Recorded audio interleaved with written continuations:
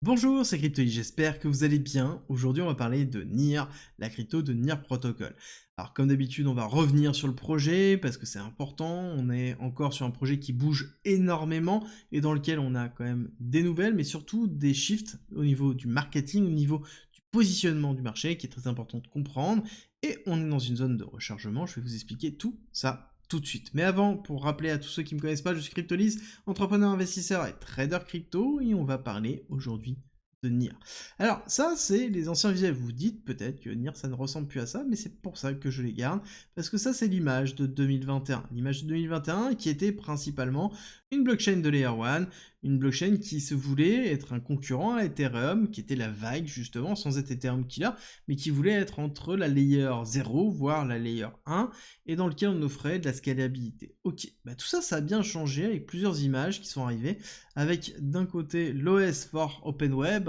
qui était le BOS, le Blockchain Operating System. Globalement, c'était faire un Windows pour les blockchains, idée qui n'est pas si mauvaise que ça, mais dans lequel le marketing a encore changé. On a simplifié cette représentation avec derrière Blockchain Abstracted. Globalement, c'est le fait que on a accès à la blockchain sans se poser trop de questions, et c'est le principe même de NIR, c'est son nouveau principe, c'est de mettre à disposition une couche d'utilisation qui est tellement simple qu'on ne se pose pas la question de est-ce que c'est une blockchain ou non. Et pour ça, tout simplement, il faut mettre à disposition des composants, c'est-à-dire des blocs fonctionnels, pour pouvoir construire votre propre blockchain sans vous poser la question de quoi que ce soit, ou même tout simplement construire une application décentralisée. Encore une fois, vous l'avez compris, ce qui est touché directement, ça va être l'utilisateur développeur, celui qui veut construire quelque chose facilement. NIR est là à disposition. Et pourquoi je vous dis que ça change? Parce que vous avez vu, déjà, il a changé pas mal de choses, mais aussi il change avec la représentation de vers où il se tourne.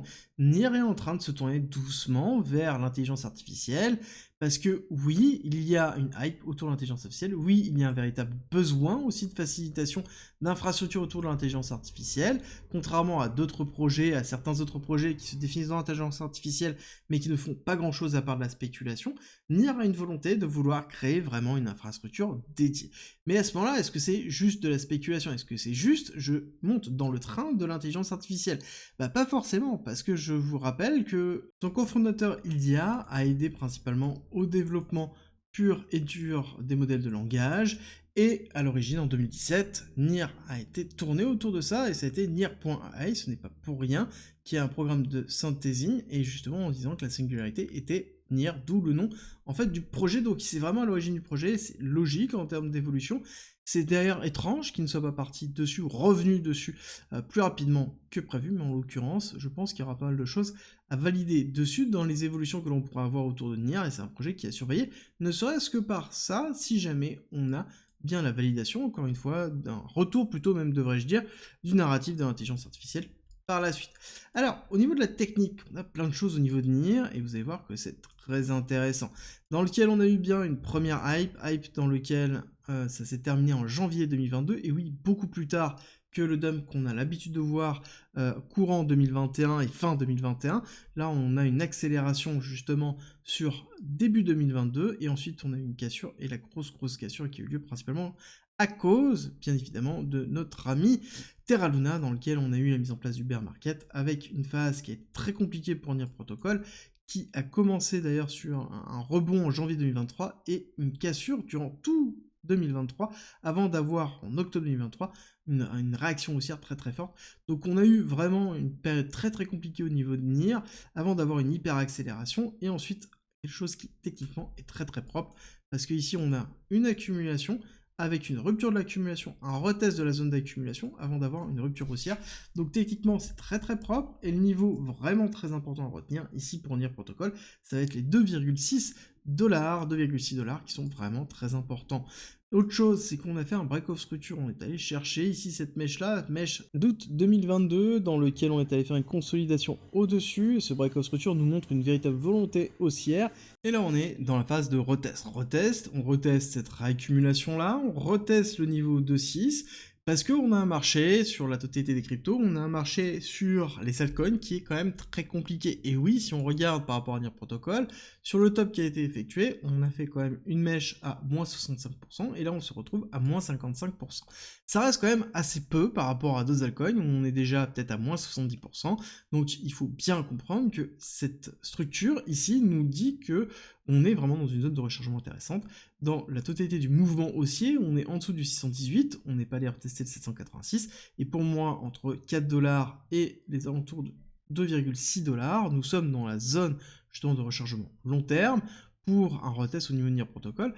pour une accélération dans une prochaine impulsion haussière. Impulsion haussière qui va nous donner des targets que l'on retrouve avec impulsion 1, retracement, d'accord, une vague de Elliotiste, donc on fait une extension de Fibonacci, on part de la base, on va jusqu'au retracement, donc on fait base, top, retracement, et ça nous donne les extensions, on va chercher le 1,6 dans les alentours de 33$, qui nous fait une belle perspective d'évolution par rapport à NIR Protocol sur une extension de Fibonacci, donc c'est-à-dire sur une troisième vague d'impulsion. Très important de comprendre que ça sous-entend qu'il faut qu'on ait une extension très forte au niveau de l'expansion du bull run que l'on a, et qu'on ait une adhésion autour du projet NIR, dans lequel malheureusement on n'a pas encore beaucoup d'utilisation, on a beaucoup de spéculation, mais pas encore beaucoup d'utilisation. Il va falloir avoir les deux pour avoir vraiment une hyper accélération, à savoir que NIR Protocol joue sur plusieurs tableaux. Il joue sur la notion de layer, tout simplement une blockchain d'infrastructure, et à côté il va jouer sur le narratif d'intelligence artificielle, qui est un narratif très important,